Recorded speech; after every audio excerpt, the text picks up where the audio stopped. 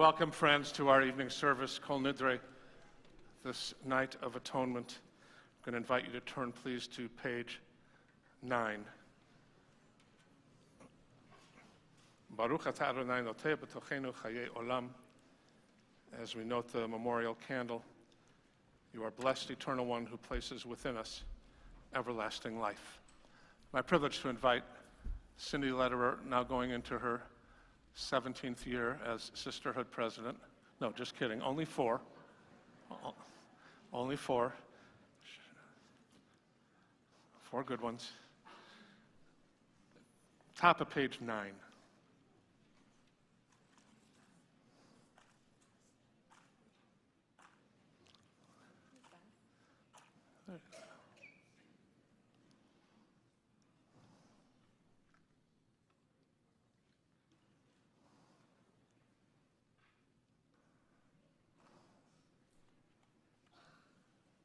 The human spirit is the lamp of God, searching out what lies within us.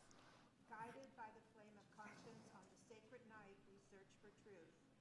Shine your light upon us as we strive to serve you. May we find safety in your faithful love. Together, we light the flame of healing and forgiveness. On this atonement night, we give thanks for love.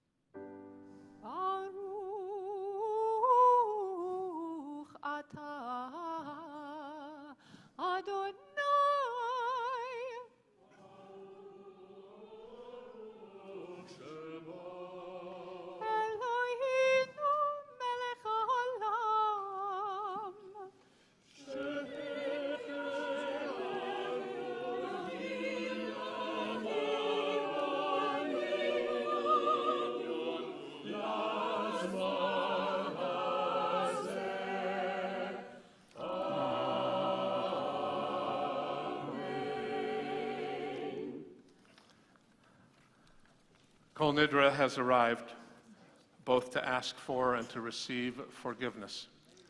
So at this sacred moment, let me ask for yours, and let me give you mine.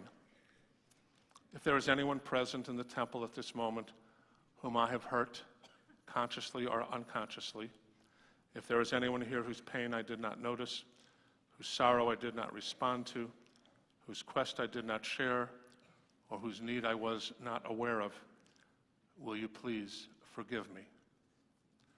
And in return, if there is anyone here at this moment who has judged me casually or carelessly or callously, if there is anyone here who ignored my needs or did not respond to my challenge or my dreams, I hereby forgive you. May we, with whole hearts, forgive the wrongs of others and apologize for the wrongs we have done, for only in this way can we find our path to peace. Amen. Amen. Friends, let us turn to page 14.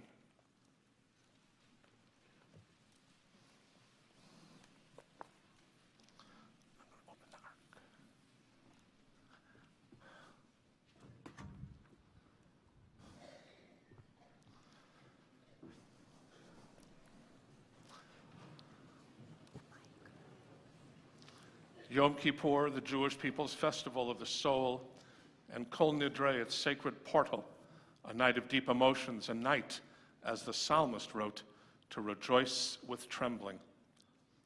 We do rejoice at the sound of Kol Nidre, rhythmic words of release from vows, oaths, and promises to God we failed to keep. We tremble at the melody, music of spiritual amazement, It fills us with awe as we stand before God and Torah.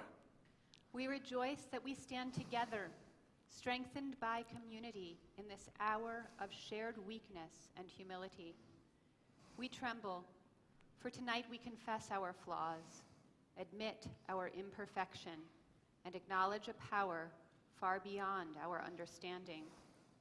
We rejoice that we commit ourselves to great endeavors because we feel so deeply and think so nobly. We tremble, for we find that our ideals are far greater than our ability. Our promises surpass our might. We rejoice in the freedom that is Kol Nidre's true gift, the freedom to begin a new year without fear of failure, to aspire to be God's image in the world. We tremble because we are mortal. We rejoice in our gratitude for life. We rejoice with trembling and enter Kol Nidre to face our humanity. We invite you all to be seated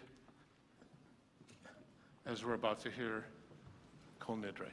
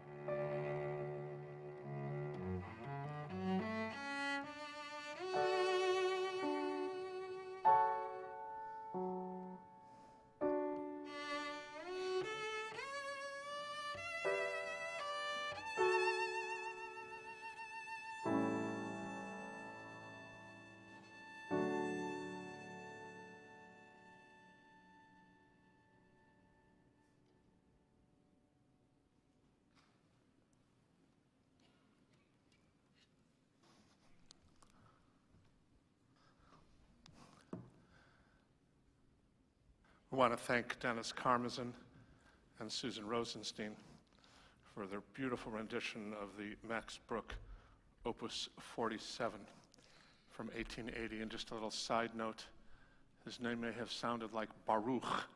Bruch is not a Jew. Would not have made the Adam Sandler Hanukkah song. Page 16, friends. We come now to that moment that our congregation enters into a courtroom. The court all will rise eventually. The witnesses all come from the ark, and we will stand for the longest time ever in a Jewish service, all the way through Baruch Hu, because the court will be in session. It's my privilege to invite all our past presidents of University Synagogue to come and hold the Torah scrolls as they will pass one to another, and invite all who are able to please rise.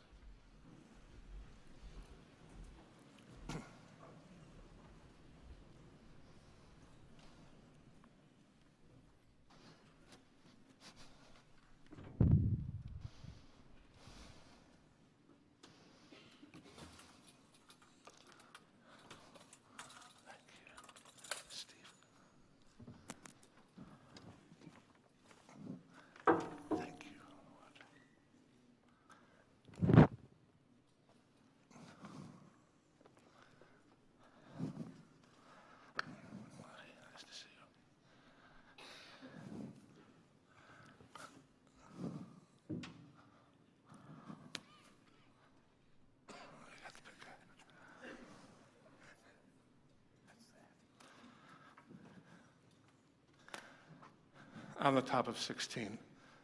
Light is sown for the righteous, radiance and joy for the pure of heart. With one voice, assembled sages past and present declare, all may pray as one on this night of repentance. Let none be excluded from our community of prayer. Together, with one voice, God and congregation proclaim, all may pray as one on this day of return. Let all find a place in this sacred assembly. 18.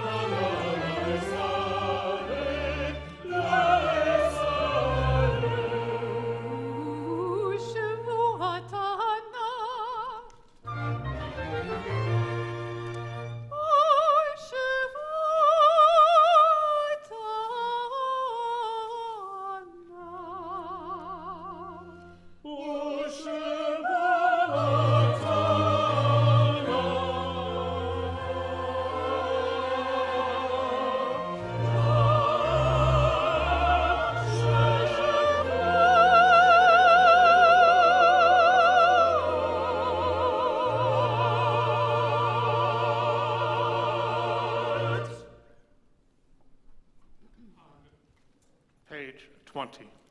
All shall be forgiven. The entire community of Israel and the stranger who lives in our midst, for all have gone astray in error.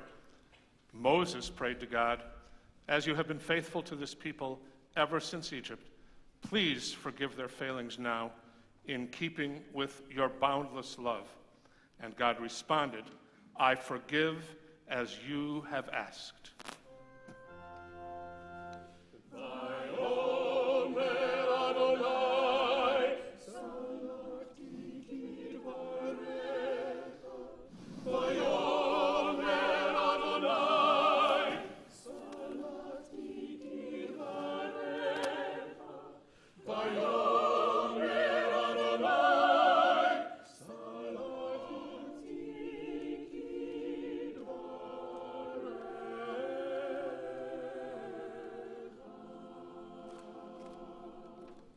Baruch Hu, our formal call to prayer is on the bottom of 22. Please remain standing.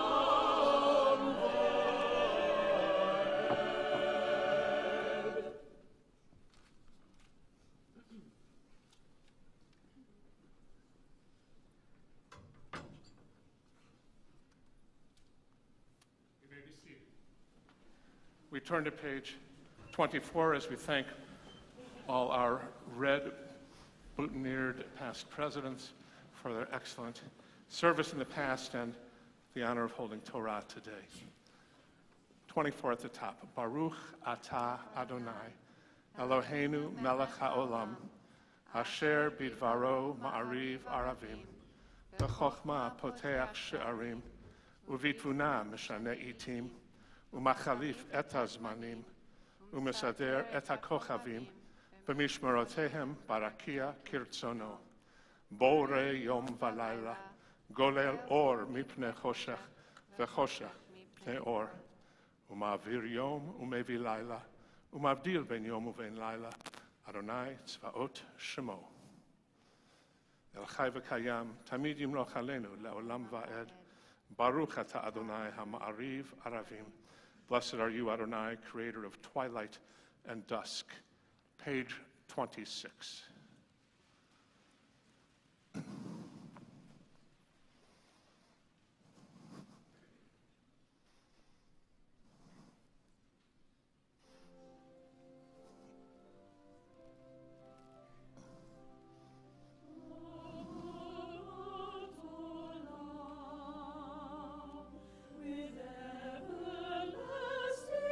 Love, as the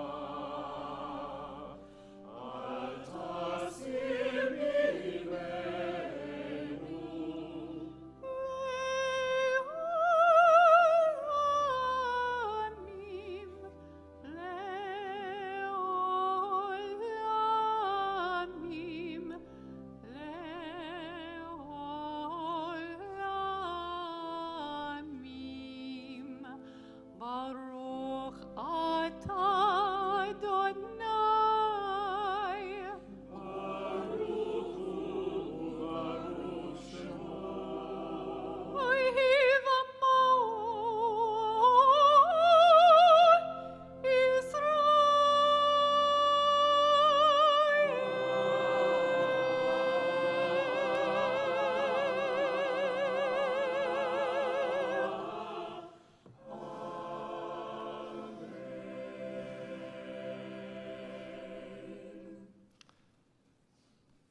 Page 28, we rise for the watchword of our faith.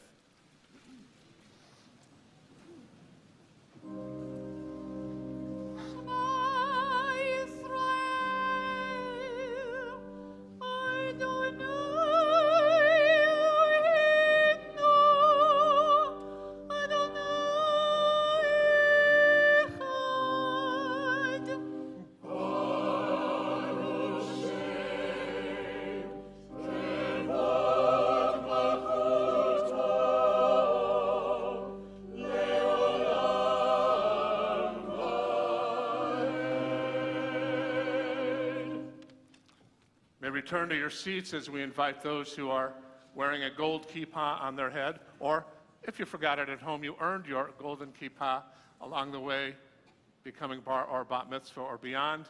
We'd love to have you come forward at this time.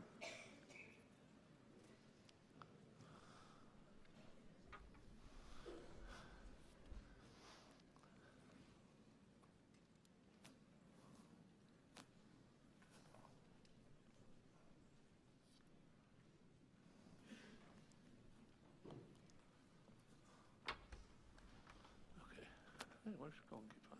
Oh, good. Like that. Get up there. Short people in front, Jack. Don't let Andrew take it from you.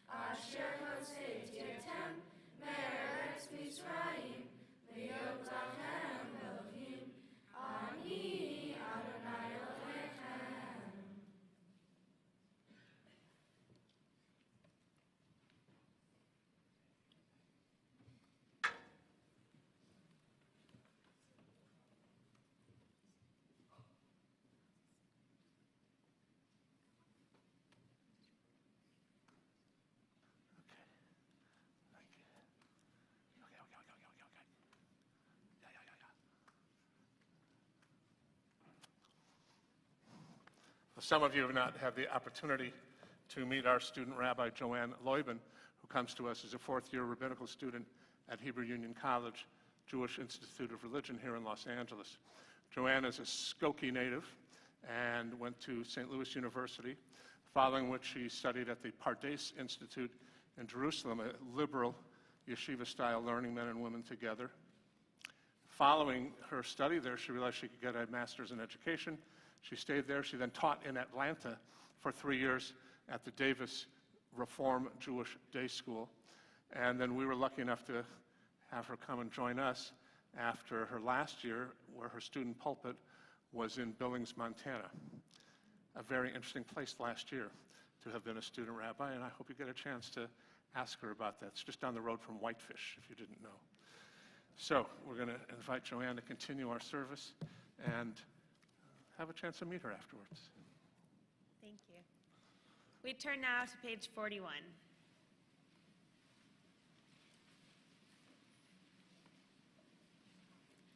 For every exile who walked out of Egypt between walls of water, for everyone who remembered the feel of sea bottom underfoot, the sibilant roar of water rearing on the right, on the left, someone forgot. Someone scanning the dry horizon for a well, or already mourning the musky smell of autumn in her father's fig trees, forgot the hosannas and, by the bitter waves of Mara, forgot the flash of dancing feet, the shimmer of timbrels. For every proselyte at Sinai, someone never heard of horns at all. Someone turned back from the mountain to bank the fire, feed the baby, steal a secret moment with another. Revelation begins in attention, while the elders trembled before the word of God flowing down the scorched north flank of Sinai. Someone, rising from a last long embrace, gazed into the rapt face of the beloved and saw that it was good. Baruch atah Adonai Ga'al Yisrael. Amen. We continue on page 40 with Mi Chamocha.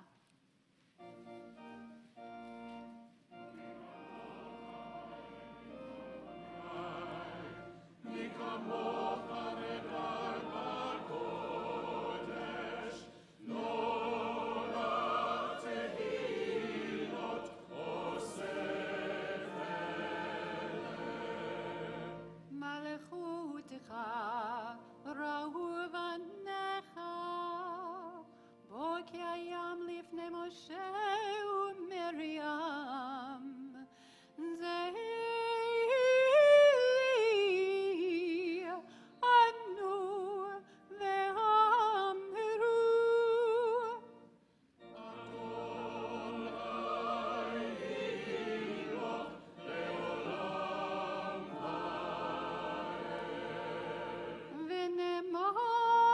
ונאמר כי פדה אדוני את יעקב וגאלו מיד חזק ממנו. ברוך אתה אדוני גאל ישראל.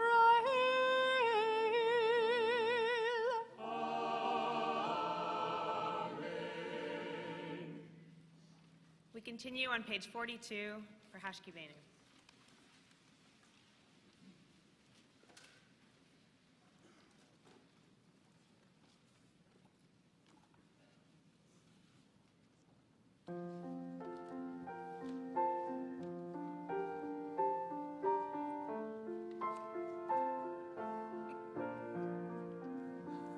השכיבנו אדוני אלוהינו לשלום.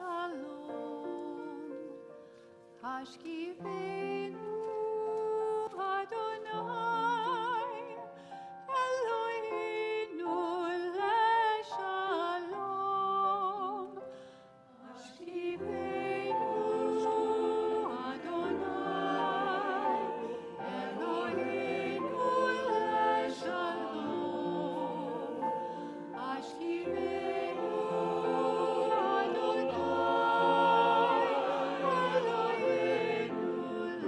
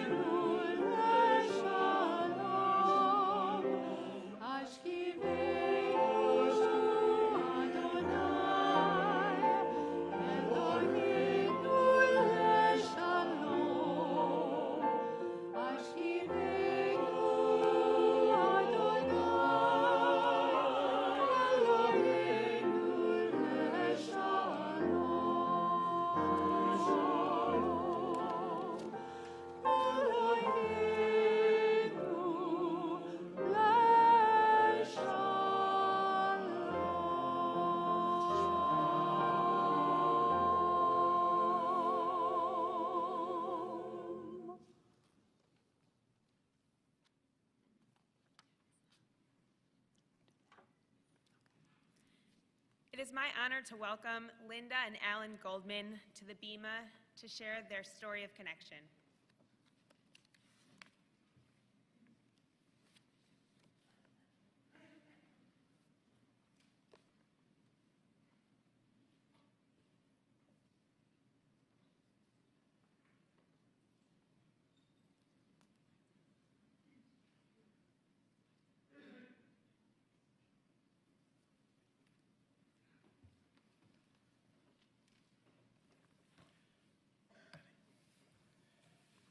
As University Synagogue approaches its historic 75th anniversary, Linda and I were asked to share a bit of why it is so important to us. I've been a member of University Synagogue for 46 years. My family joined the synagogue in 1971 when we moved here from Minnesota. My aunt and uncle and cousins were already members, so there was no need to temple shop. We joined. We got involved. My family spent a lot of time around here. My mom, Judy Robbins, was always on one committee or another, along with her twin sister, Rolla Rubin. Their husbands, Mickey and Jerry, were also involved in temple goings-on, mostly by being swept up into whatever Rolla and Judy were doing. I remember Mickey and Jerry working at a temple fundraiser back in those days that I remember as some kind of a weird live auction white elephant sale combo.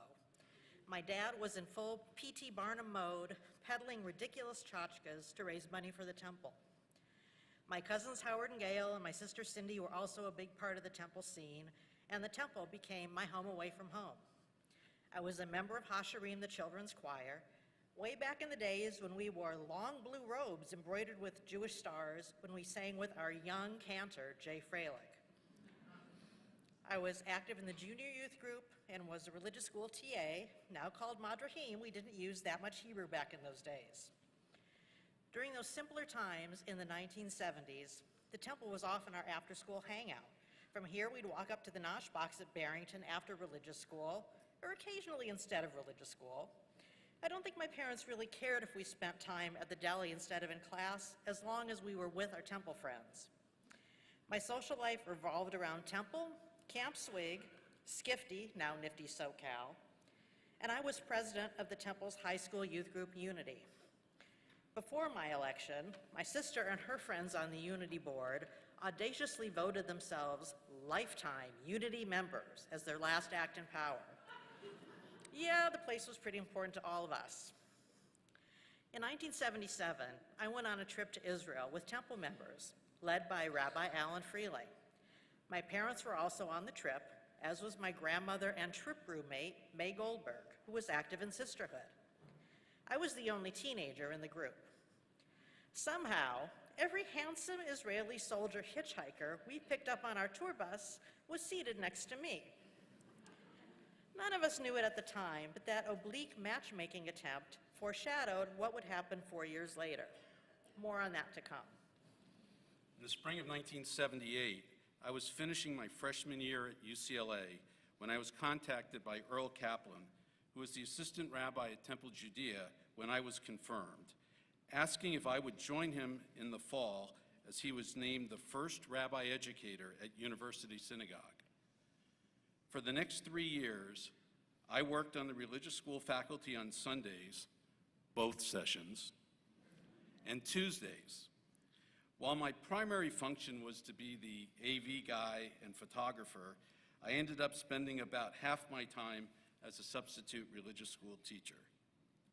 My mom was president of the Board of Trustees from 1978 to 1981.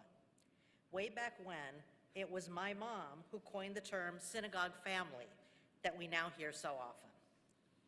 In May of 1981, I got a call from Howard Banchek asking me to take photos at a party for Judy celebrating the end of her presidency.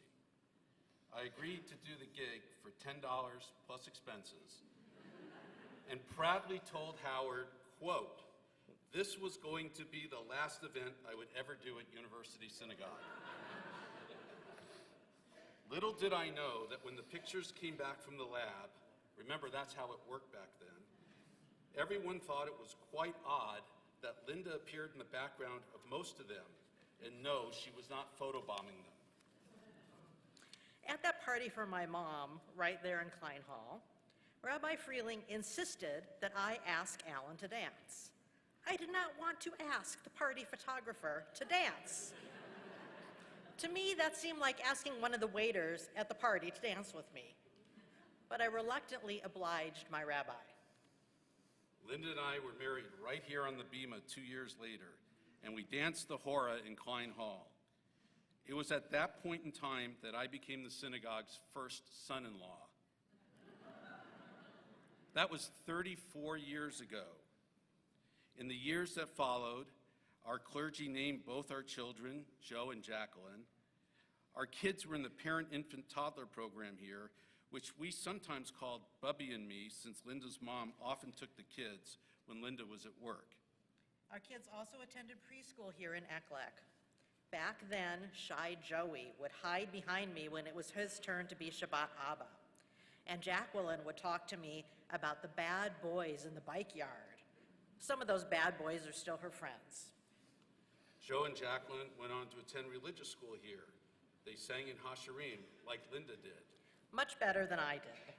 We beamed as we watched them sing at every family service. After every Hasharim performance, my dad would rush to the Oneg and snag our kids' favorite sprinkle-covered cookies as a special treat for them. Joe and Jacqueline's bar and bat mitzvahs were right here, and we celebrated those milestones in Klein Hall, where Linda and I met. Our kids continued in religious school through confirmation and beyond. Over the years at Temple, our kids formed meaningful, lifelong friendships that spanned from the early days of religious school, continuing on past college. Linda and I also have many wonderful, meaningful friendships that started inside these walls. Now Linda and I take our niece and nephew to religious school here with the hope that in this caring community, they will forge supportive friendships that will continue to grow through the years. I served on the Board of Trustees from 1989 through 2004 and was president of the board from 2000 to 2002, following in Judy's footsteps. Through the years, the University Synagogue has been here for us during everyday joys and great celebrations. It has also been here for us to support us when we lost dear family members, aunts and uncles, grandparents, cousins. The synagogue has also been here for us at times of tremendous sadness, as during the long goodbye to my dad before he was taken by Alzheimer's last year. Without the support of the clergy and our synagogue family, I don't know how Linda and I would have survived the horror of my sister's murder 4 years ago and the many difficulties and stresses that have since followed. And the temple was here for us when we lost my vibrant 87-year-old father to pancreatic cancer 3 weeks ago. Our synagogue family and clergy have meant so much to us as we reminisce together about my dad and his remarkable life and legacy. University Synagogue has been an important priority to our family for decades. All of our lives have been enriched by what we've done here together. So while you might look around and see old parquet floors, worn carpeting, or dated brick walls, what I see is memories. While we realize that it may be hard for everyone here tonight to have the connections to the synagogue that our family has, we hope that this year you can find ways for the temple to enrich your lives and create your own special memories.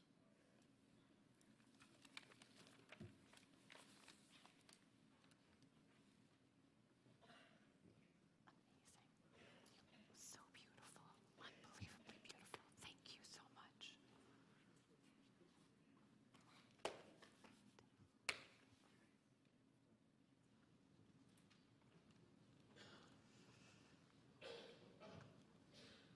We continue with the Shamru on page 44.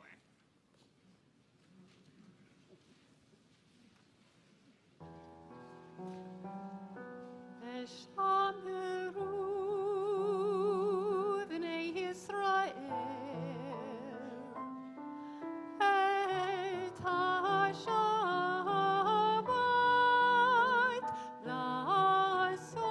לעשות את השבת לדורותם ברית עולם. ביני ולבני ישראל אותי לעולם, כי ששת ימים עשה אדוני את השמיים ואת הארץ. וביום השביעי שבת ויהי נפש, וביום השביעי שבת ויהי נפש.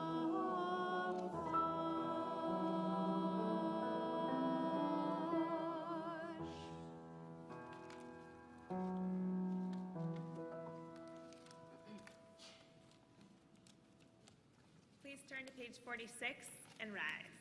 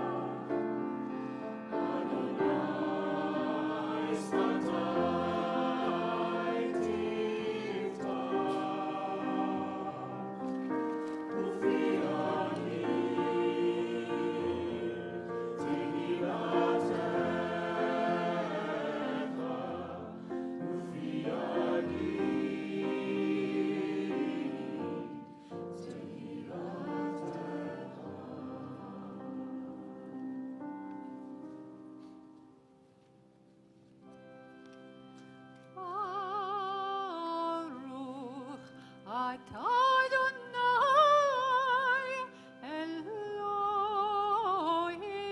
אלוהינו ואלוהי אבותינו ואימותינו אלוהי אברהם אלוהי יצחק ואלוהי יעקב אלוהי שרה אלוהי רבקה אלוהי רחל ואלוהי לאה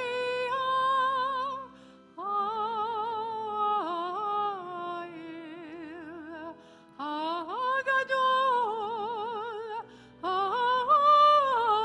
הגיבור והנורא עליון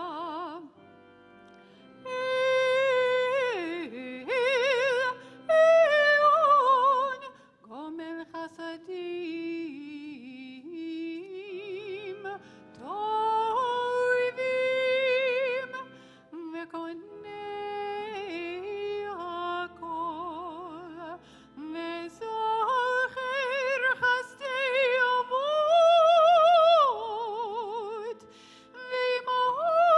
ואימהות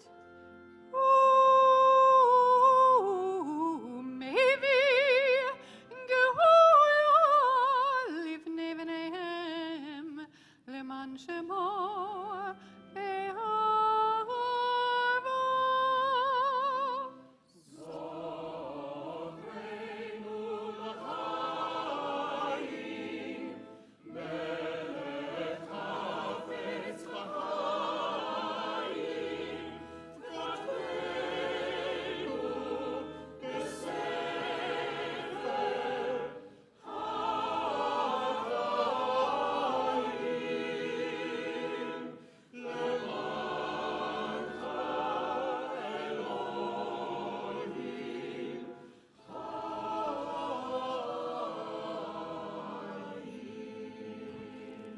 מלך עוזר ומושיע ומגן ברוך אתה אדוני מגן אברהם ועזרת שרה.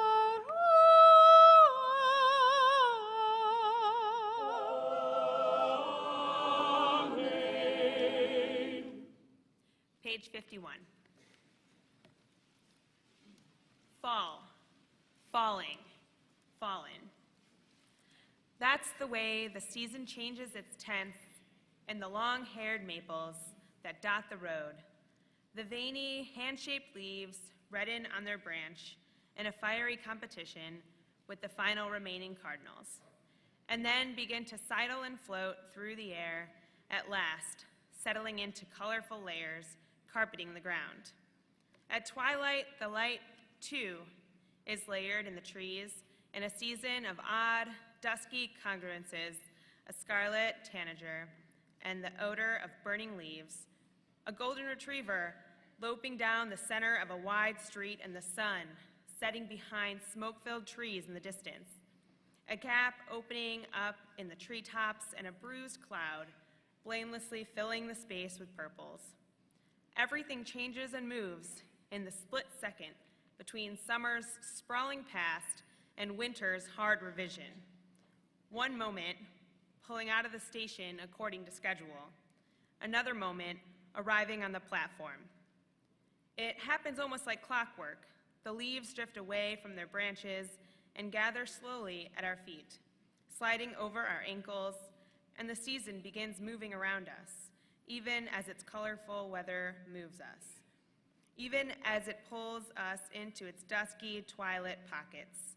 Please join me in reading.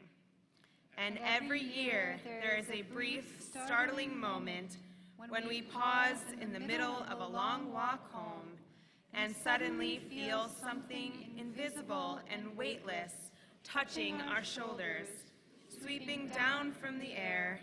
It is an autumn wind pressing against our bodies. It is the changing light of fall falling on us. Baruch atah Adonai, Mechaye Hakol. Please be seated.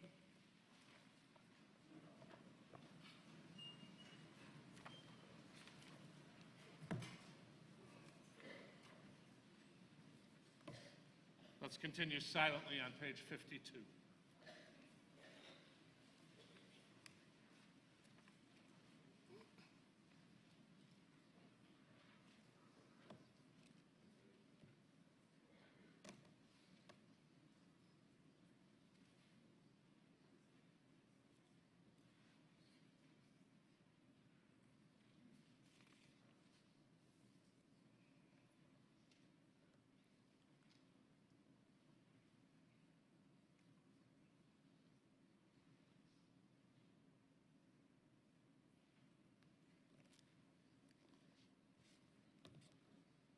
Page 54.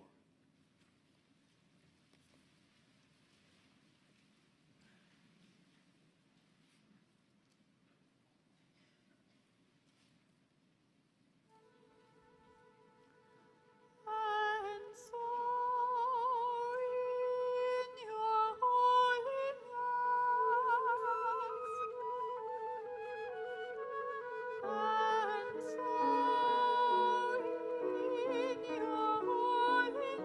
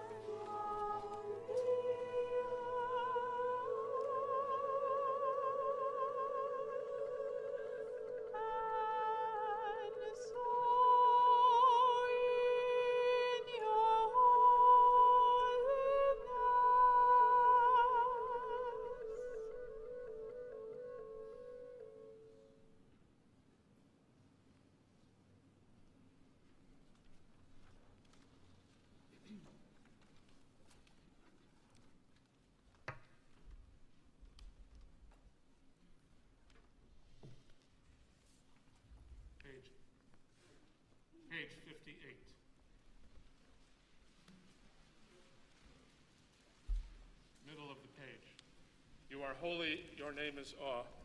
There is nothing divine beyond you. As the prophet Isaiah taught, the source of all might is exalted through justice, the God of holiness made holy through righteousness. Blessed are you, Adonai, holy sovereign. We turn, friends, to 64. I'm going to invite you to respond with the High Holy Day Amen that will follow each of the three lines at the top of the page. זוכרנו אדוני אלוהינו בו לטובה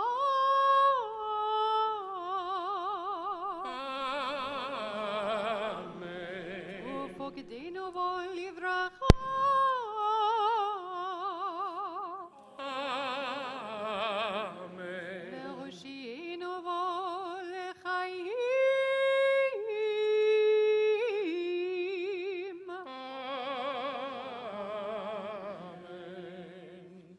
Favor us with words of deliverance and mercy. Show us the depth of your care. God, we await your redemption, for you reign with grace and compassion. Page 66. Now, note, friends, as we read, this is both Shabbat and Yom Kippur, so the inserts that will follow we have to include tonight. Together at the bottom, our God and God of our forebears, pardon our failings on this day of Shabbat and this day of atonement. Erase our misdeeds, see beyond our defiance. For Isaiah said in your name, it is I alone who wipe away your defiant acts.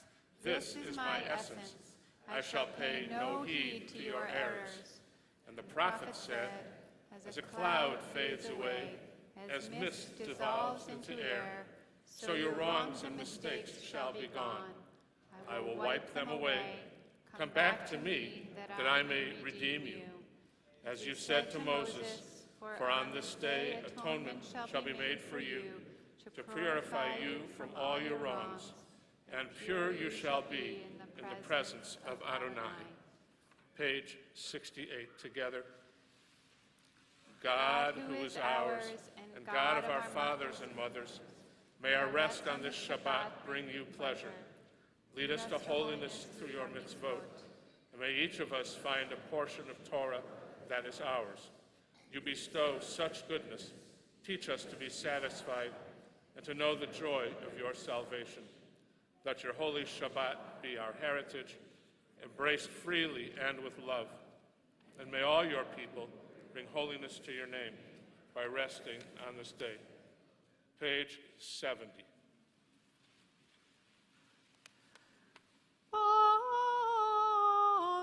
ברוך אתה אדוני מלך מוחל וסולח לעוונותינו ולעוונות עמו בית ישראל ומעביר אשמותינו בכל שנה ושנה מלך על כל הארץ מקדש השבת בישראל ויום הכיפורים.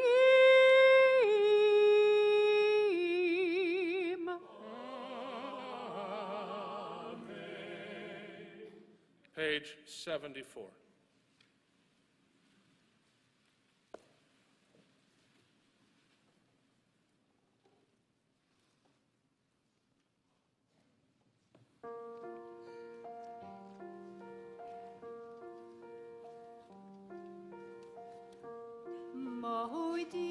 מודים אנחנו לך שאתה הוא אדוני אלוהינו ואלוהי אבותינו ואימותינו לעולם ועד.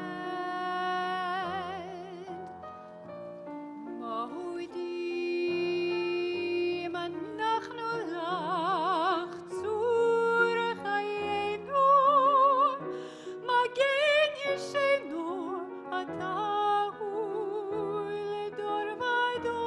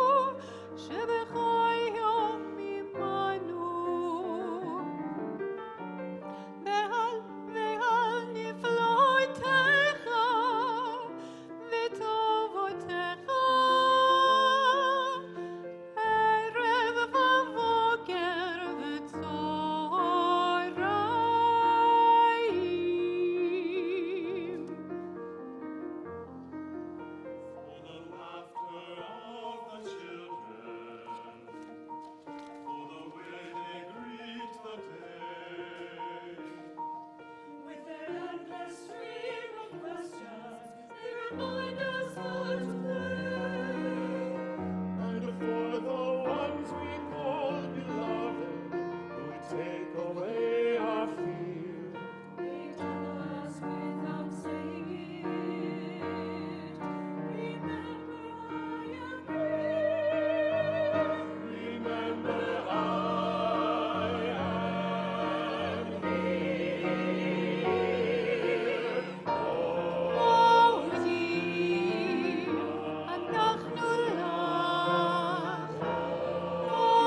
עודים, אנחנו לך.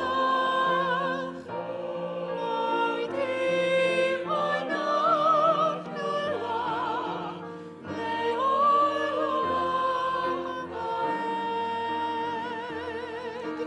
צור חיינו, מגן ישנו, אתה הוא לדור ודור. מוידים אנחנו לך, לעולם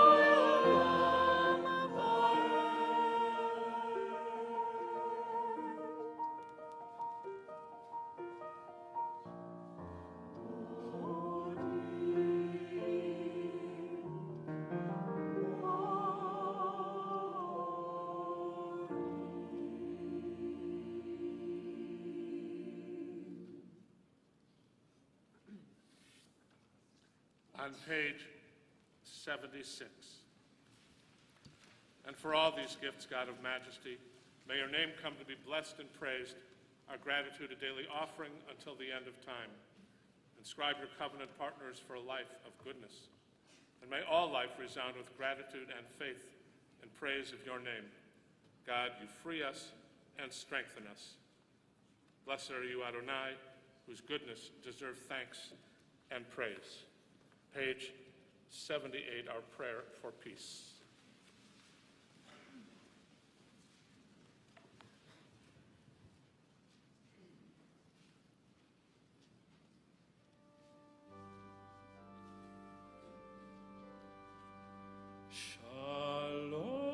Shalom Rav al Yisrael Amcha Tasim Leolam.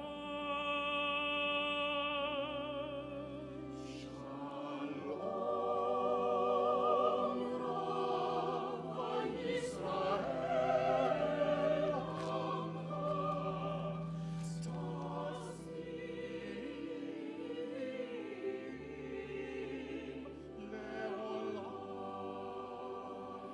Ki ata hu melech Adon lechol hashalom. Ki ata hu melech Adon lechol hashalom. V'tov b'necha levarech et amcha Yisrael b'chol עת ובכל שעה בשלומך.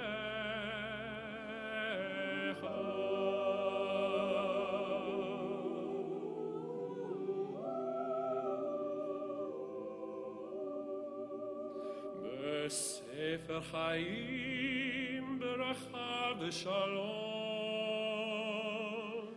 ברכה ושלום ופרנסה טובה. ברכה ושלום ניזכר וניכתב לפניך. אנחנו וכל עמך בית ישראל לקיים טובים ושלום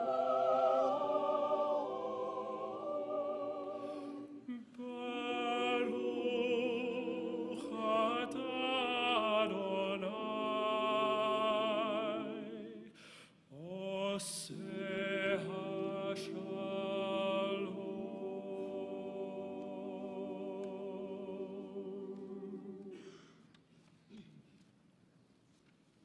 let us take a second for silent meditation, pages 80 and 81.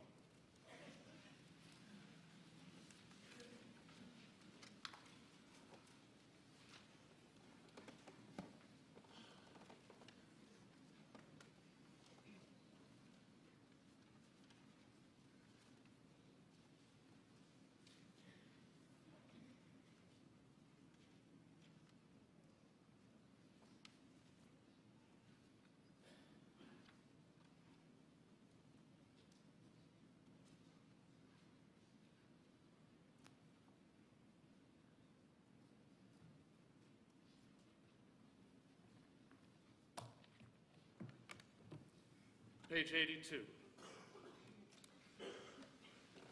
There's a section that you don't find 50 weeks of the year. This confessional is only during these times of the High Holy Days, and especially on Yom Kippur. The fascinating thing about it is that they're deeds that we ourselves may do, and yet we recite them in public and in the plural. Our life is lived in community. And even at such a time when we find it difficult to actually acknowledge that we have done wrong, we share it with all who are present. I invite you to please rise, all who are able. Page 82, Tavo lefanecha.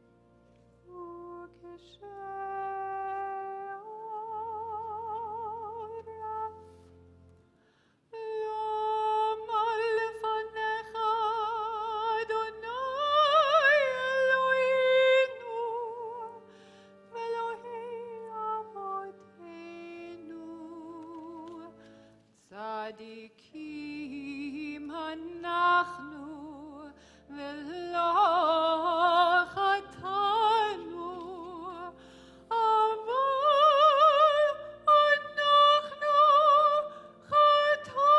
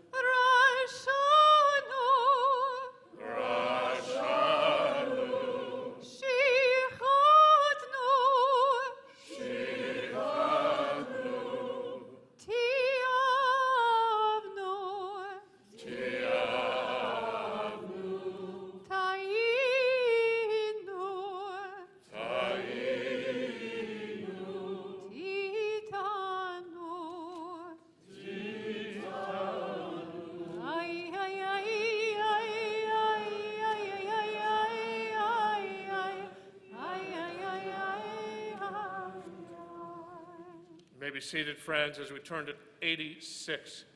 Please respond in the English.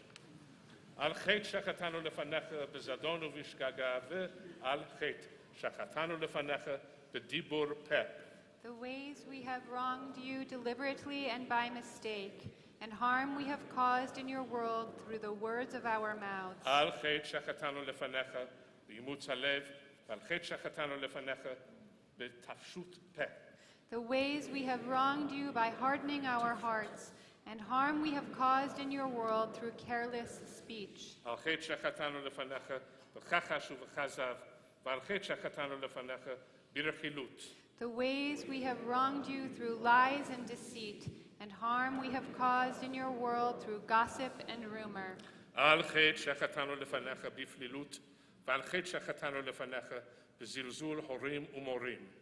The ways we have wronged you by judging others unfairly, and harm we have caused in your world through disrespect to parents and teachers. Al chet shachatanu lefanecha b'vidui peh ve'al chet shachatanu lefanecha b'hona'at re'ah.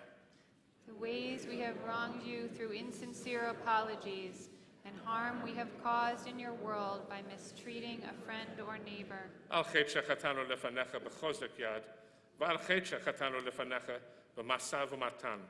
The ways we have wronged you through violence,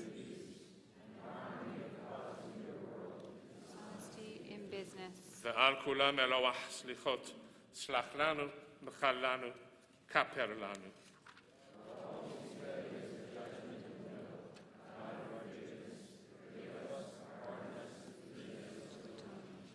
'88.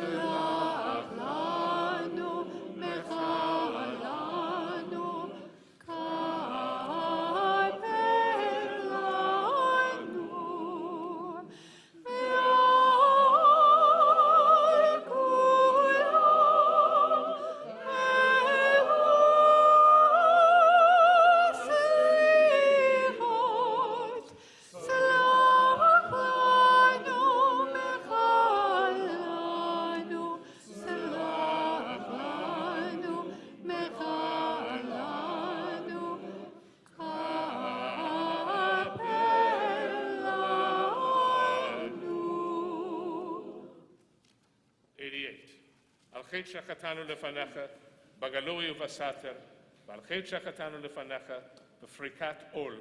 The ways we have wronged you openly and secretly, and harm we have caused in your world by losing self-control. על חטא שחטאנו לפניך בגילוי עריות, ועל חטא שחטאנו לפניך במאכל ובמשתה. The ways we have wronged you through sexual immorality, and harm we have caused in your world through consumption of food and drink. על חטא שחטאנו לפניך ביצרה, ועל חטא שחטאנו לפניך בנשך ובמרביץ. The ways we have wronged you by giving in to our hostile impulses, and harm we have caused in your world through greed and exploitation. על חטא שחטאנו לפניך בלעצון, ועל חטא שחטאנו לפניך בנטיית גרון. The ways we have wronged you through cynicism and scorn, and harm we have caused in your world through arrogant behavior. על חטא שחטאנו לפניך בשנאת חינם, ועל חטא שחטאנו לפניך בטומאת שפתיים. The ways we have wronged you by hating without cause, and harm we have caused in your world through offensive speech. על חטא שחטאנו לפניך בלשון הרע, ועל חטא שחטאנו לפניך בצרות עין.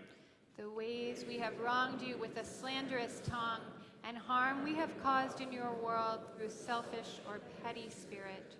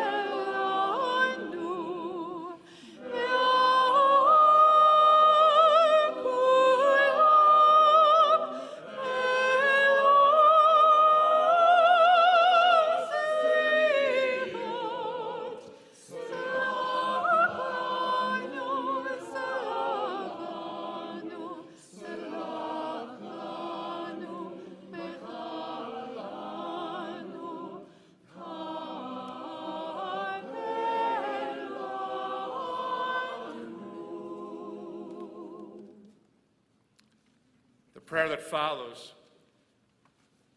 traces an arc on Yom Kippur from dusk to dawn, and then again tomorrow night to twilight. It's an acrostic that flows from the end of the alphabet to the beginning, like a river of light toward its origin. Aleph, the one who unifies all creation. Page 96.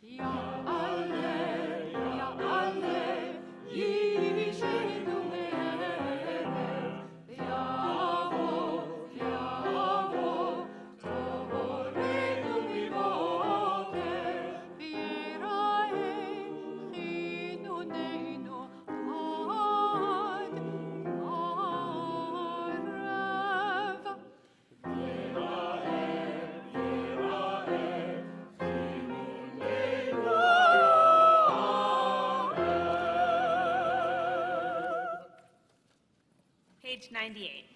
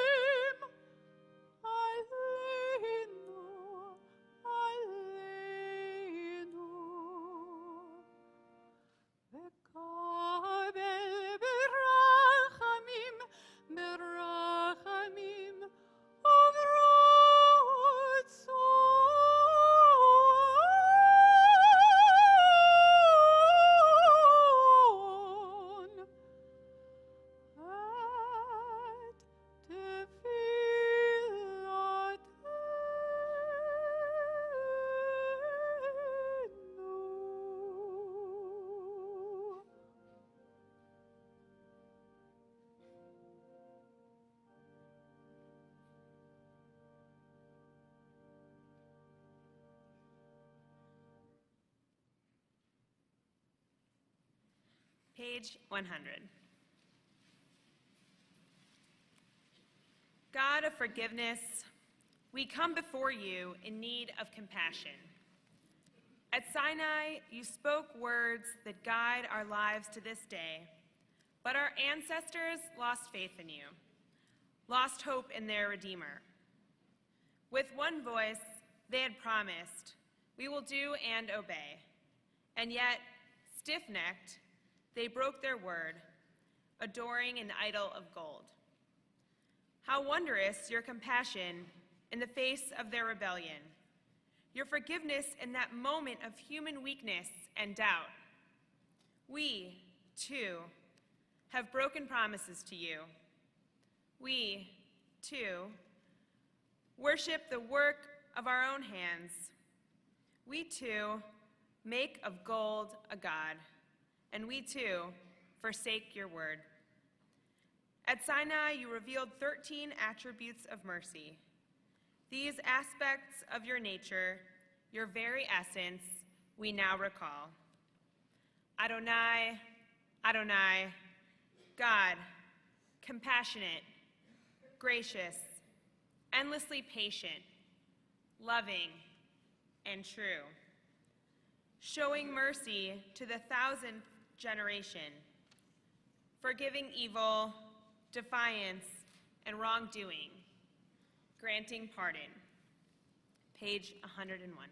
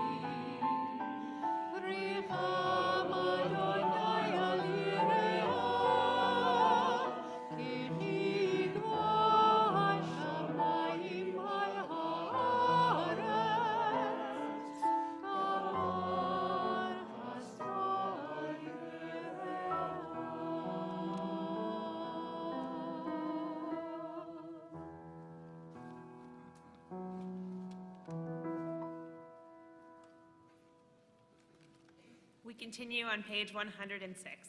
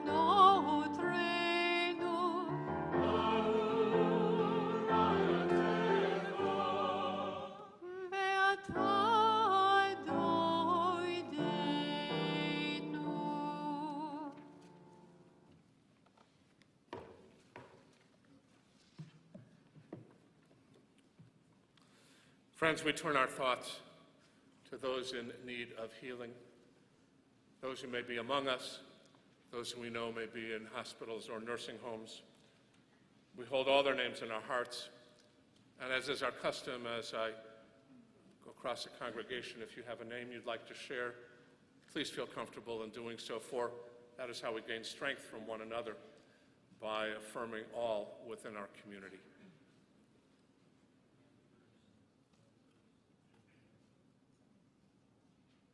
Arnold Copelson.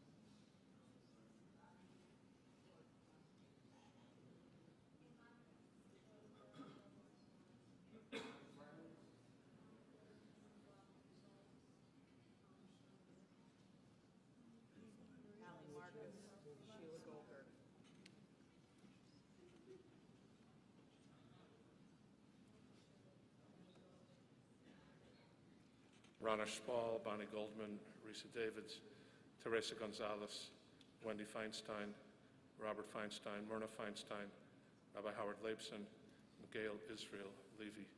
We hold all their names in our hearts, as well as those that remain unnamed, as we turn now to our prayer for healing. Misha Berach.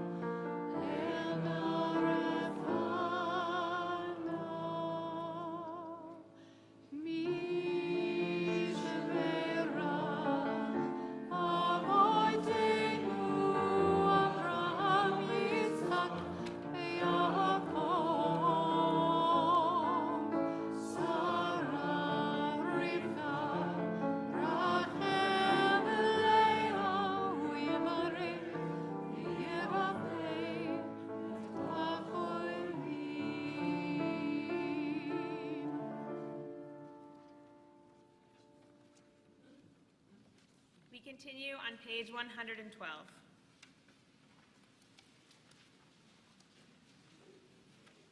Avinu Malkeinu ha'er lanu et derech chayenu. Avinu Malkeinu, illumine for us the path of our life. Avinu Malkeinu, how shall we find the strength to take the road less traveled by? Avinu Malkeinu, how shall we come to know the purpose of our existence?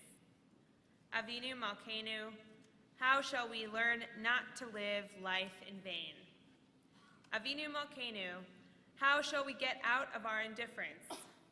Avinu Malkeinu, how shall we distinguish between truth and falsehood?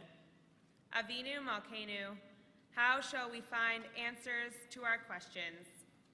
Avinu Malkeinu, how shall we gird ourselves with strength to seek answers?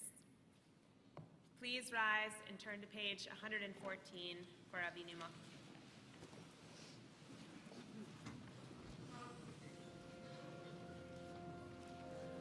Avinu Malkeinu,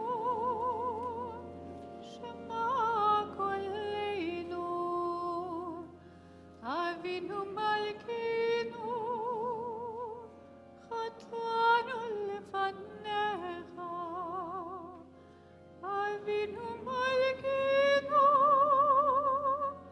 Chamol Aleinu.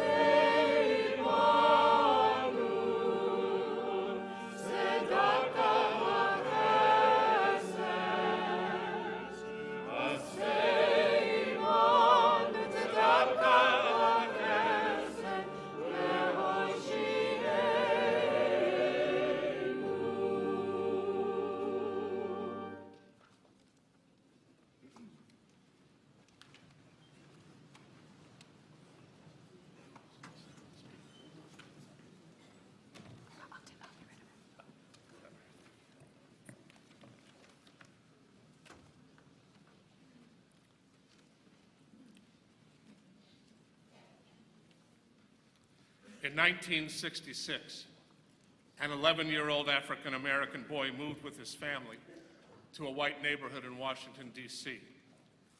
As he sat with his brothers and sisters on the front step of their new home, he wanted to see if anyone would greet him. Not a soul glanced over or turned to say hello. He had heard stories about how whites treated blacks, awful stories, and here he was feeling it personally. Years later, reflecting on those early days in his childhood home, he wrote, "I knew we were not welcome here. I knew we should not have moved here. I knew we were going to have no friends here. I knew we would never be liked here." As he was thinking these thoughts, a woman passed by across the street. She turned to the children and with a broad smile said, "Welcome." Disappearing into the house, she emerged minutes later with a tray laden with drinks and cream cheese and jelly sandwiches, which she brought over to the children, making them feel obviously at home. That singular moment, the young man later wrote, changed his life. It gave him a sense of belonging where there was none before. It made him realize that a black family could move into a white neighborhood and feel at home. He learned that there could be relationships that could be colorblind. Over the years, he learned to admire much about the woman across the street, but it was that first spontaneous act, using a simple word of greeting, that became for him a definitive memory. Welcome. One word broke down a wall of separation and turned strangers into friends. That young man, Stephen Carter, grew up to become a law professor at Yale and wrote a book about what he learned that day called Civility. The sandwich maker was a Jewish woman named Sarah Kestenbaum. She knew that words made a difference. The universe itself was created through language, as Genesis reports, and God said. Sarah innately knew that to care for someone else was to find the image of God within them, whether young or old, black or white. When you do that, it is to treat another with kindness and respect. It all starts with a single word. Unfortunately, many of the words we've heard since we gathered 1 year ago on this holy day of atonement have been harsh, ill-considered, mean. Life and death are in the power of the tongue, taught the Proverbs. And too many words, phrases, speeches, comments have been downright nasty. The whole level of discourse in our country has plummeted. Who even teaches civics anymore? Intolerance and divisiveness have seeped into our conversations, our emails, our Facebook, our Twitter, our texts, even our personal interactions.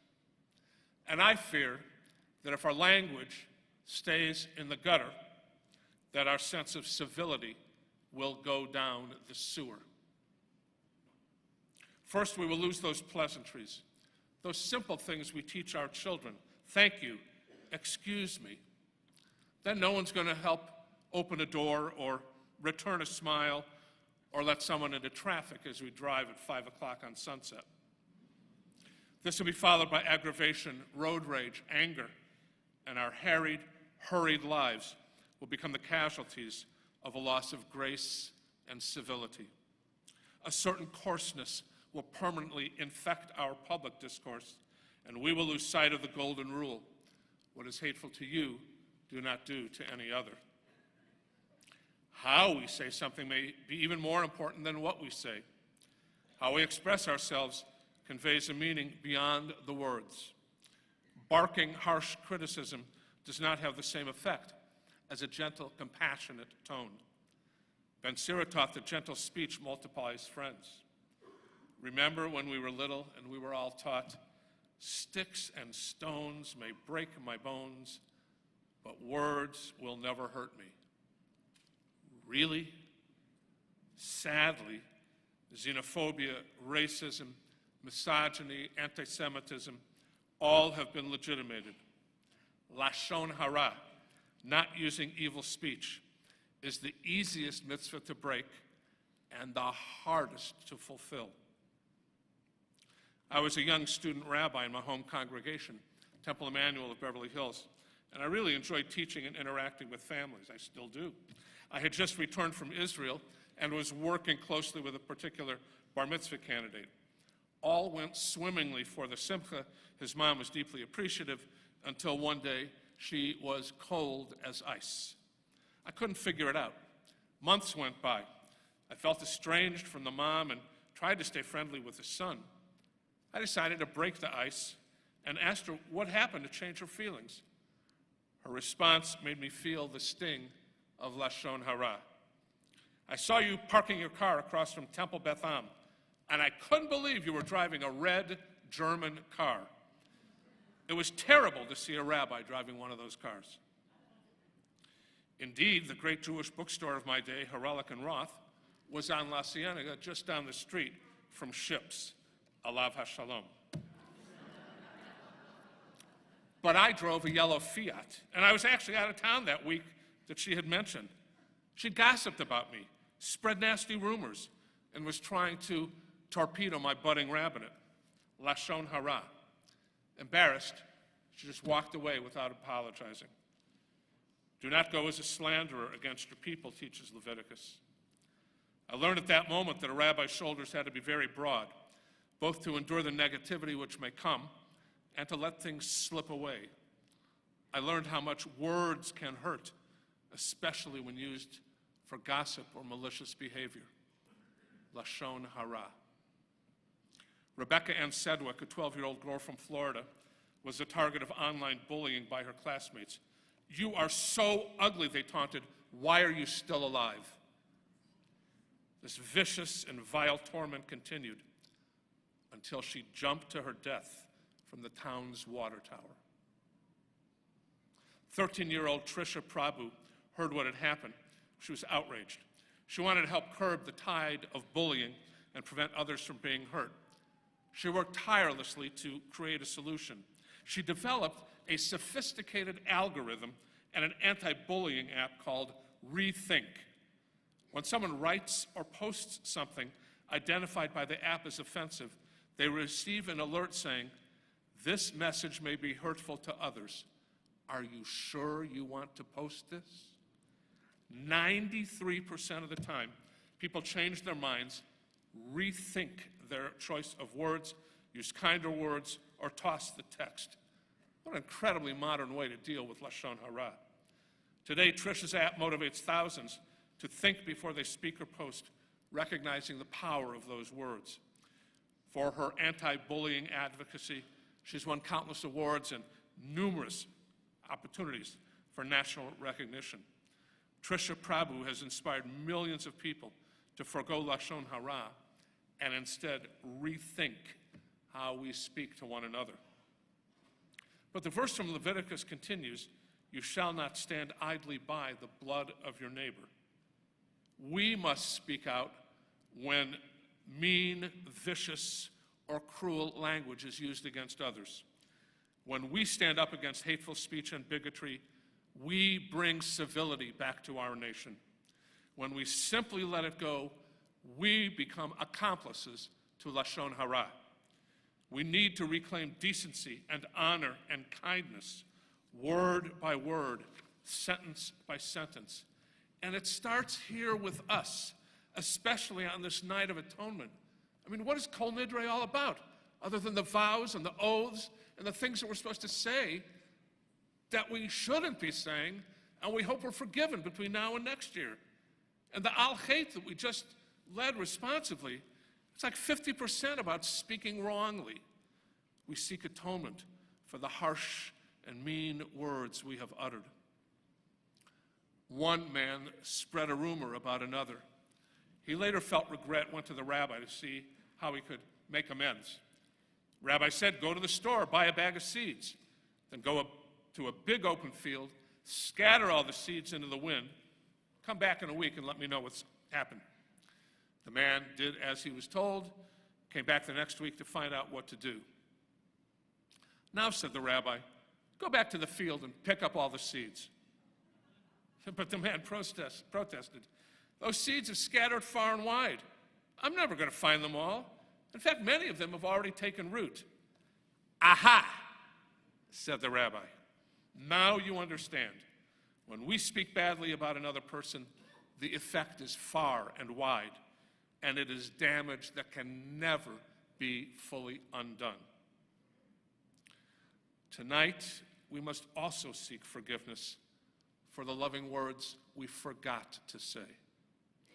In his book, The Four Things That Matter Most, Dr. Ira Bayek, a palliative care physician, described a system of encouraging people to say what needs to be said before it's too late. He works with hospice patients. He writes 4 simple phrases on a little piece of paper, tapes it up next to the patient's bed. Visitors are encouraged to offer these words. Please forgive me. I forgive you. Thank you. I love you.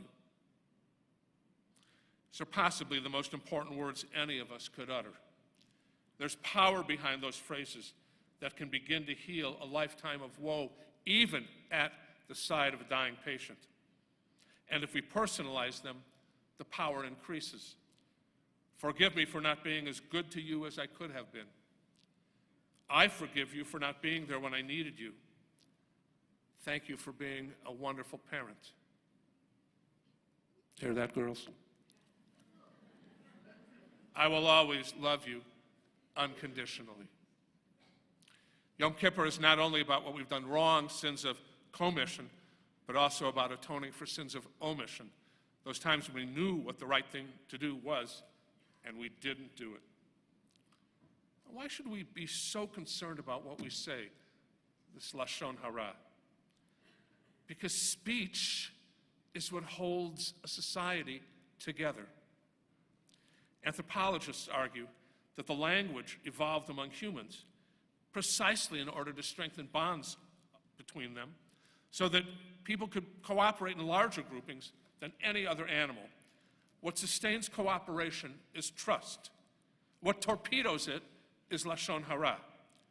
When we trust, it allows and encourages us to make sacrifices for the group, know that other people would do likewise. It's precisely why Lashon Hara is so destructive. It undermines trust. It makes people suspicious about one another. It weakens the bonds that hold people together. Werner Klemperer, author of The Language of the Third Reich, said, words can be like tiny drops of arsenic. They're swallowed unnoticed, appear to have no effect, and then after a little time, the toxic reaction sets in. If unchecked, Lashon Hara will destroy any group it affects. A family, a team, a synagogue, a community, even a nation. Hence its uniquely malicious character. It uses the power of language to weaken the very thing language was brought into being to create, namely the trust, the bonds that sustain us. Lashon Hara, malicious gossip, undermines relationships, erodes the social bond, damages trust. It deserves to be called out, exposed, and shamed. So how do we handle disappointment or disagreement? We have to agree to disagree agreeably. Rabbi Rick Jacobs, president of our Reform movement, offers a few suggestions for civility which have echoes from the ancient rabbis of the Talmud.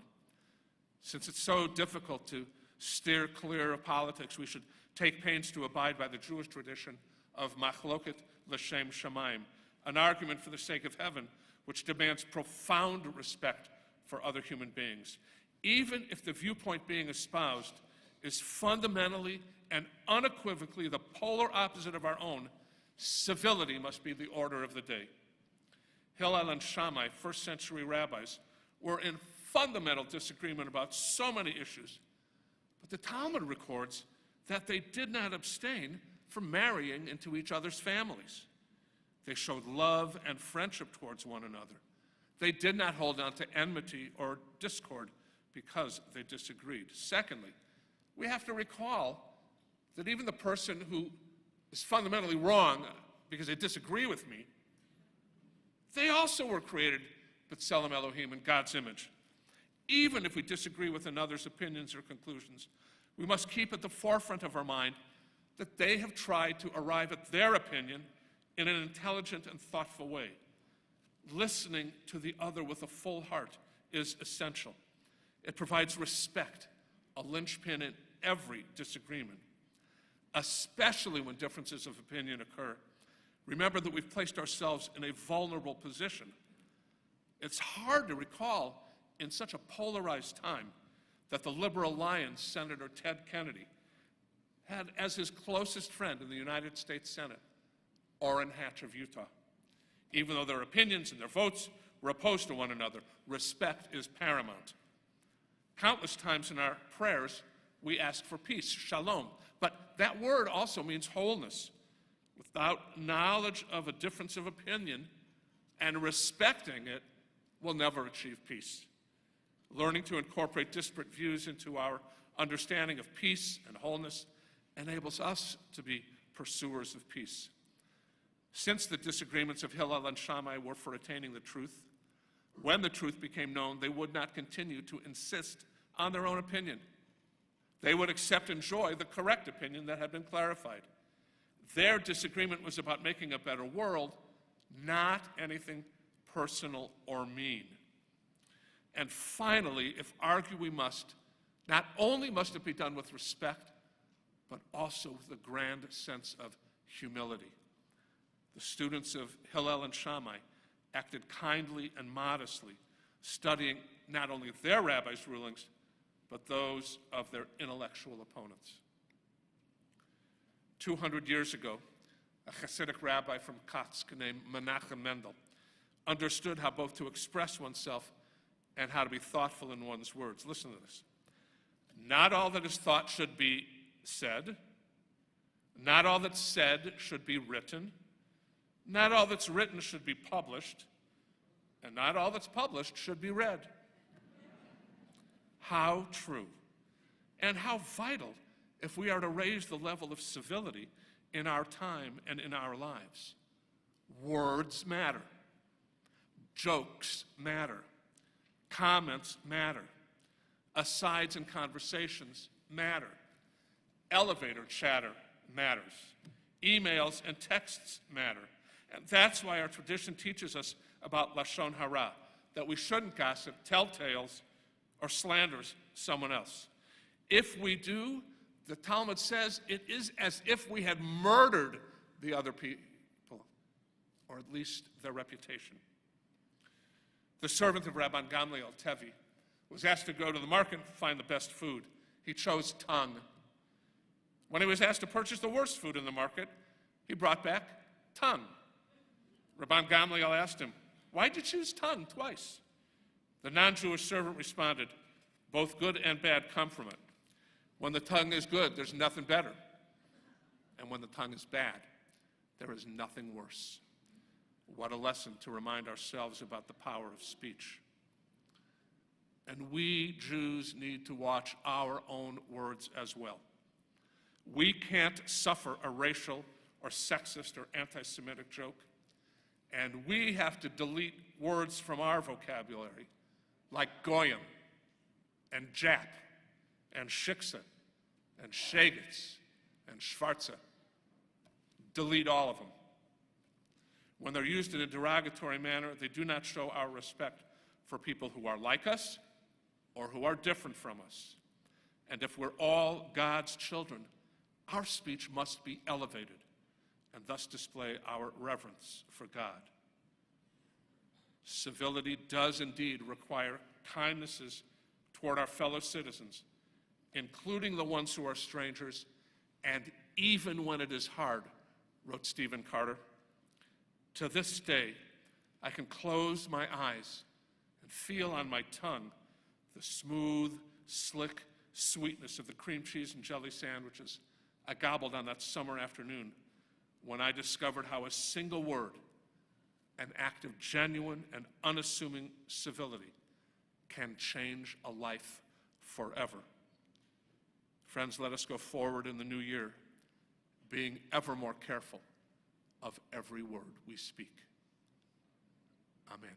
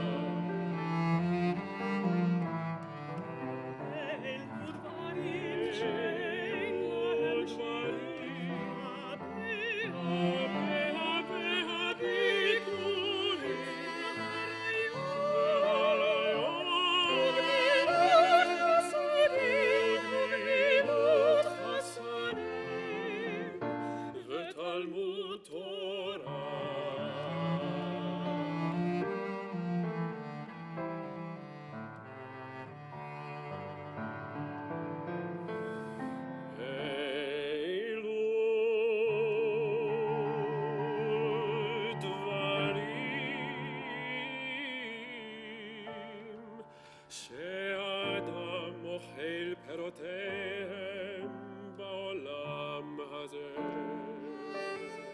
והקרן קיימת לעולם הבא. כיבוד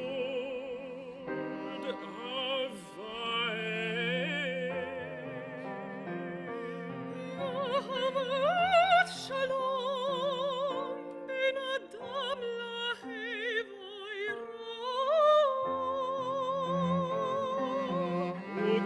וגמילות חסדים וגמילות חסדים ותלמוד תורה.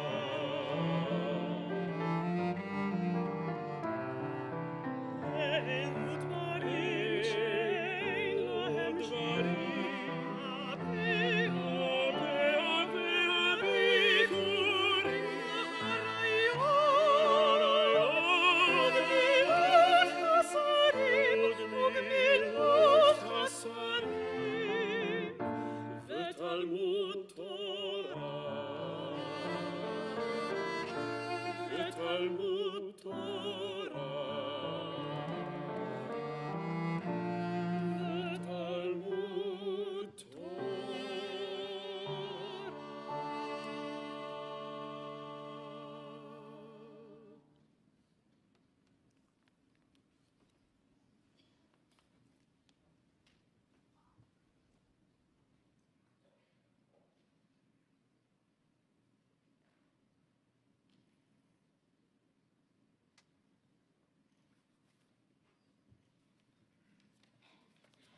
Good Yontiv and Shabbat Shalom.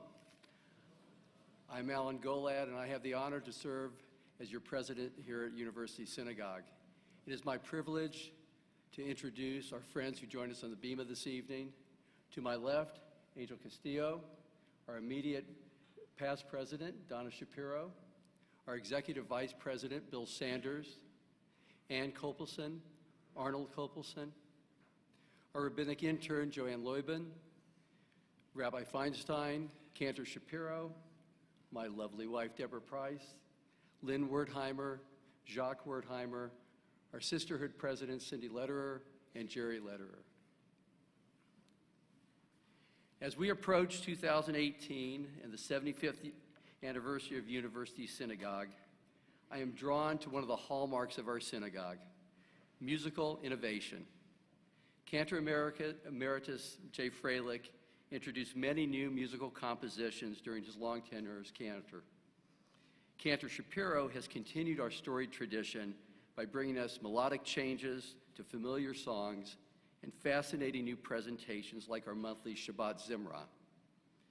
This evening, as we listen to the dramatic and emotional music of our Kol Nidre service, you heard a beautiful and unusual musical piece. The Emmy Award-winning composer, Stephen Cohn, approached Cantor Shapiro with an idea for expressing his love for Judaism through his passion for music. Commissioned by Cantor Shapiro through the generous contributions of the Cantor's Discretionary Fund, Stephen Cohn's composition, Uvachain, debuted here tonight. Please join me in welcoming and thanking Stephen Cohn. Stephen Cohn. Thank you.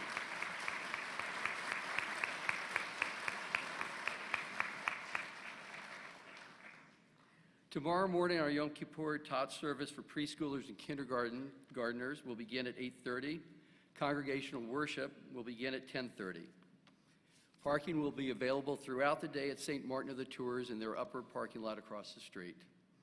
Between our morning and afternoon services, we are delighted to present two very different but equally wonderful programs for you to choose.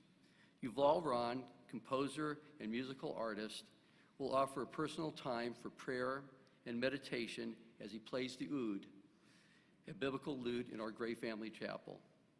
And in the Beit Midrash, our Tikkun Olam committee invites you to hear noted social activist, Pastor Eddie Anderson, from the McCarty Church in the West Adams neighborhood. Pastor Eddie does amazing work to help teens access citizenship and food security, and he has been pivotal in the revival of Dr. Martin Luther King Jr.'s Poor People campaign, which challenges systemic racism and poverty. Our afternoon services will begin at 2:30 and will include our Yizkor Memorial Service. The Ne'ilah service will conclude the day with our very special Havdalah, when we close the gates to these high holy days as a community, singing together, arm in arm, and touching our hearts in a way only university can make you feel. May you have an easy fast. It is now my pleasure to introduce Bill Sanders, our Executive Vice President.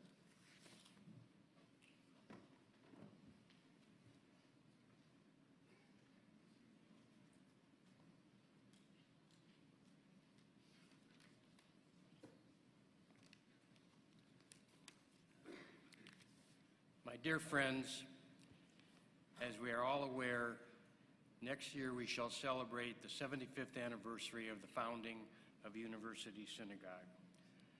During Rosh Hashanah, Alan Golad, and Jill Chosen shared their personal memories and experiences as longtime members of University Synagogue. This gave us some insights into the history and traditions that we share. I personally can share those insights and history as well, since in 1966, my wife Bonnie and I and 3 small daughters joined University Synagogue. During Julie Banks' speech on Rosh Hashanah morning, she mentioned the High Holy Day appeal. One of our traditions at this time of year has been to request your help for some financial support. We need your help to sustain us so that we may go 75 more years. Please help us. In your prayer books, there are envelopes. If you care to make a donation tonight, the ushers will come by, pick up your envelopes. Otherwise, please take them home with you and fill them out, send them back. We hope you will be generous. This is important for our financial underpinnings. On behalf of the congregation, the Board of Trustees, and the clergy, we thank you for your generosity. May you be inscribed for a good year. Thank you.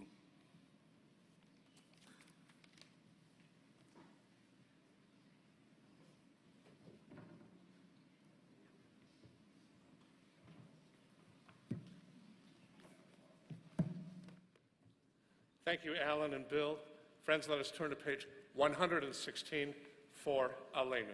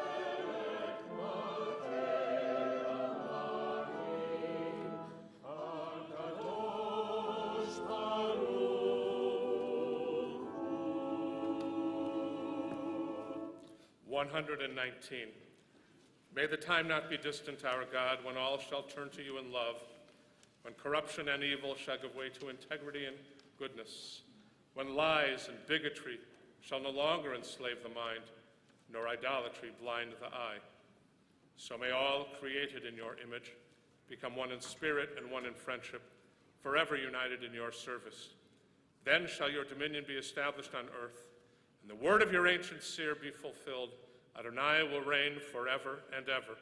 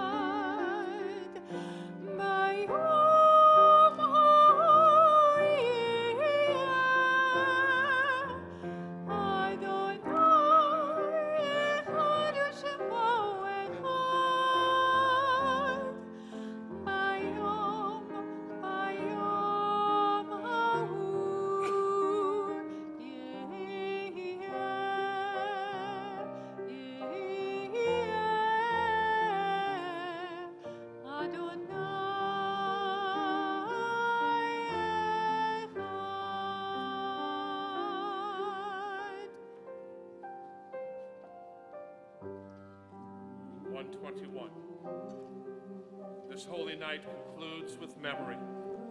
Our last thoughts always are of those we have lost. We miss them especially tonight, yearning for their presence at our side. The service we have shared once was theirs. They spoke and sang the ancient words. They prayed, repented, and yearned for better lives, as we have done. Flawed in their deeds, imperfect in their faith, they still drew strength from their tradition as we seek fortitude in ours. What was good and beautiful in their lives once gave us joy and now inspires us to reach higher. The knowledge that they loved us deeply brings comfort to our hearts. So we light candles of remembrance and gratitude, and we speak this timeless truth. Zichronam livracha. Their memory is a blessing now and forever.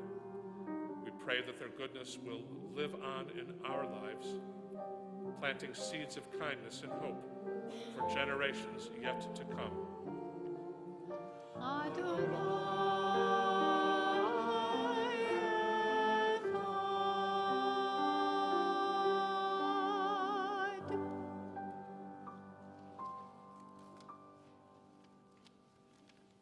Our thoughts turn to loved ones whom death has taken from us in recent days, those who died at the season in years past. Our hearts open as well to the wider circles of loss in our community and wherever grief touches the human family. We recite Kaddish tonight for relatives, friends, and members of our community who recently died.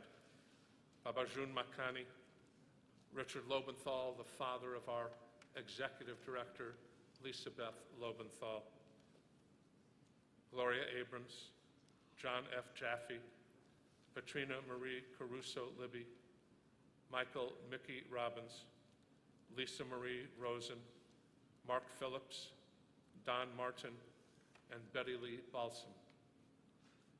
This is the yahrzeit tonight of Samuel Bright, Lee Cherniak, Alan Cohen, Philip Cooper, Muriel Feinstein, Arthur Freilich, Sybil Glickman, Evelyn Greenberg, David Groman, Sally Groman, Clara Hertzberg, David Hoffman, Sue-Ann Kalkstein, Arthur Lazare, Irving Lazare, Evelyn Leeds, Edward Lewis, Bernice Miller, Leo Miller, Sal Ozeran, Muriel Painter, Lillian Pollock, Max Rosenblatt, Francis Rosenfield, Hannah Silverstein, Molly Singer, David Spivak, Julius Spivak, Jean Freeling Sturman, and Ida Turkin.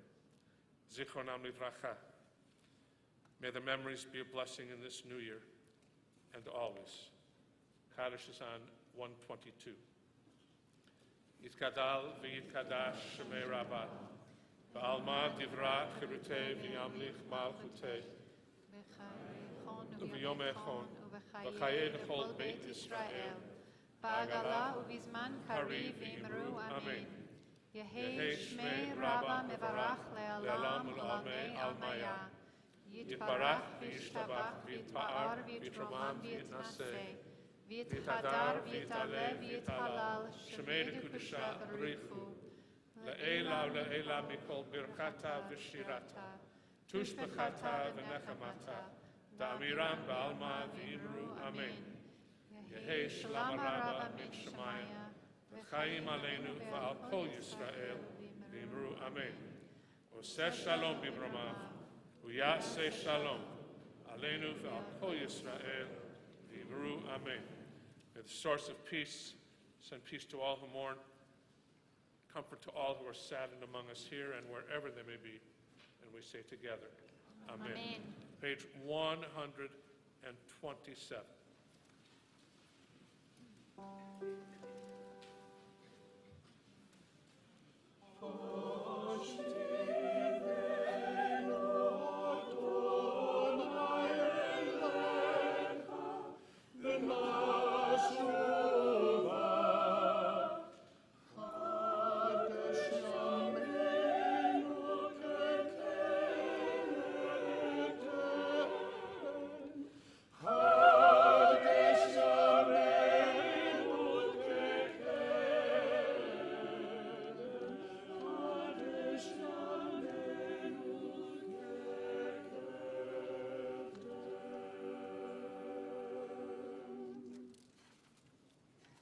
want to make sure all will be welcome to tomorrow's break fast. Sisterhood will be sponsoring.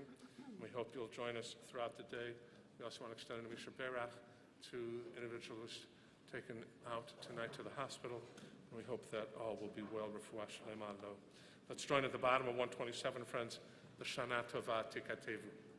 V'techatemu.